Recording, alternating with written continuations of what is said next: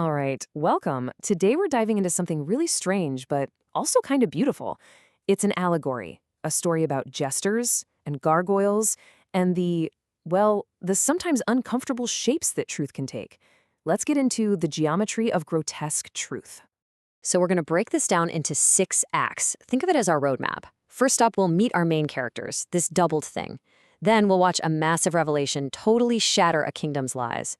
After that, things get cosmic with an awakening dragon. We'll figure out what it's really for, see how these truths come together, and finally, discover the legacy they leave behind. Okay, Act 1. This is where we meet the central duo at the heart of all this. A jester who's got the tough job of carrying a heavy truth, and his stone companion, who's there to help him carry that massive weight. And right away, the gargoyle makes it clear it's not just some fancy carving.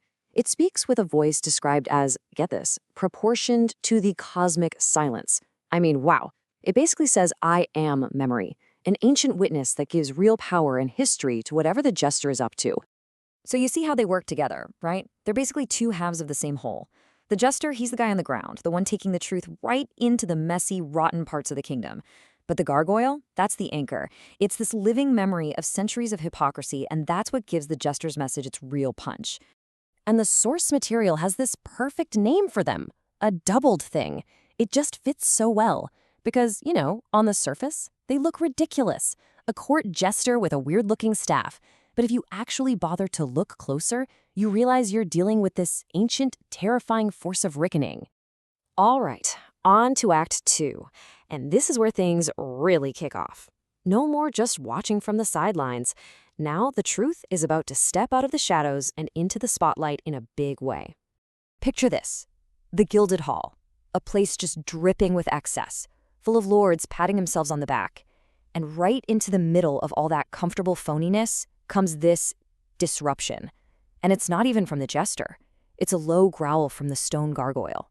That sound, that's the first crack in the whole facade. And then the gargoyle just takes over. It unleashes what the text calls a geometry of revelation. It's a 4-step process. First, a command. Look at that other silent stone witness over there, the angel. Then it sends out this pulse, but it's not a sound. It's the absence of sound, the absence of all lies. The whole room just shifts. It's not a dining hall anymore. It's a courtroom. And bam, the blight of revelation hits and every mask just falls away. Every hidden thought, every dirty secret is suddenly plain as day on everyone's face. And the detail here is so important. The gargoyle points to this marble angel that's been watching all the secrets of this hall for 47 years. This isn't just about calling out a few lies. No, this goes way deeper.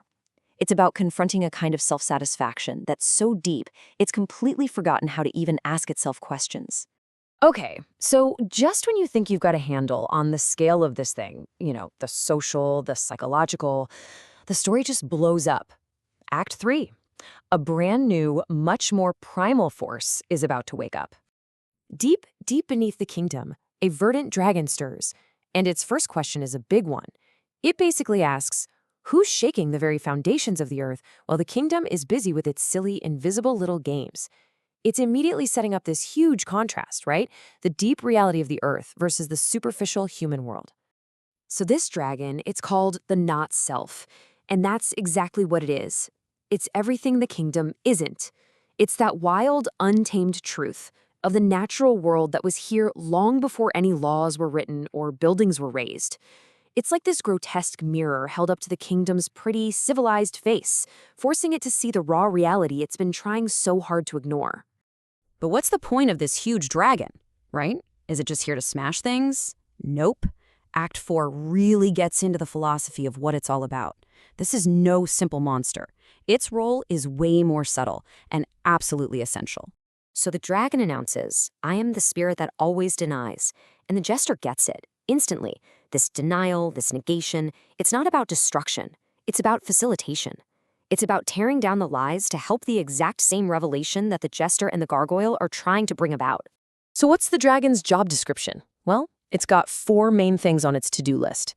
1, it provides the ember of the earth, that necessary discomfort that keeps you from getting too comfortable. 2, it uses its own geometry of the grotesque to get at those hidden truths. 3, its awakening means the silence of heaven is over. Justice isn't just watching anymore. And finally, it makes sure that the rot inside the kingdom can't just be ignored or hidden in the dark. And all of this leads us to our climax in Act 5. This is where the truth-teller of society, the gargoyle, comes face to face with the truth-teller of the cosmos, the dragon. You could call it the meeting of mirrors. And when they meet, the dragon asks what is maybe the central question of this whole story. Is truth a verdict? You know, like a final judgment, a gavel coming down, story's over. Or is it a presence that remains? Is it something else? And the gargoyle's answer is just beautiful. It says truth is a vigil, a constant, watchful presence. It doesn't force an outcome on you. It just holds the space, lights everything up so that you can finally make a real choice. So together, these two become the not-self in physical form. Their whole job is to make the familiar feel strange, to make your own home feel unhomely. And it sounds harsh, but it's a necessary shock to the system, because it's only when we get shaken out of our comfort zones that we can actually see things for what they are. And this brings us to the ultimate point of the whole story. We don't find truth or holiness in being perfect or in being certain about everything. No, we find it in the wound, in the struggle. That uncomfortable, broken place, that's the exact spot where the human and the holy actually meet. Which brings us to our final act, the ground of memory. What happens to these amazing creatures once their work is done? Where do they go? Well, they don't just disappear. Not at all. After their journey is over, the gargoyle and the dragon become the ground. Think about that. They become the very foundation that future truth seekers will get to stand on. They literally become part of the landscape of reality. And this is the story's last big idea. It's a whole new way of thinking about memory. It's not just looking back at the past, right? True memory is the past actively, powerfully shaping the present. And the gargoyle and the dragon? They become that living memory, a permanent testament for anyone who comes after. And so that leaves us with one last question to chew on. This whole story is a powerful allegory, right? It's about how we sometimes need discomfort, even grotesqueness, to see what's really there. So it makes you think, what are the comfortable lies we tell ourselves in our own lives, in our own world?